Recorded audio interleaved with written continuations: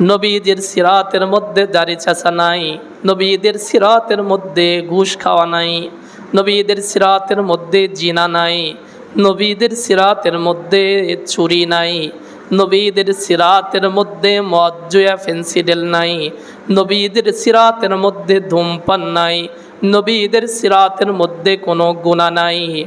এজন্যই খ্রিস্টানরা তাদের নবীর জন্মদিন পালন করে, সিরাত পালন করে না।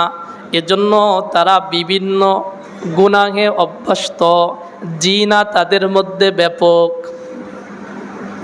মদ জুয়া তাদের মধ্যে ব্যাপক, সুদ ঘুষ হারাম তাদের মধ্যে ব্যাপক।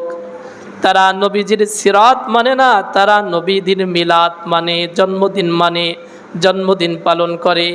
আর আমরা মুসলমান নবীজির জন্মতেও খুশি, নবীজির সিরাত পেয়ে সব থেকে মহা খুশি।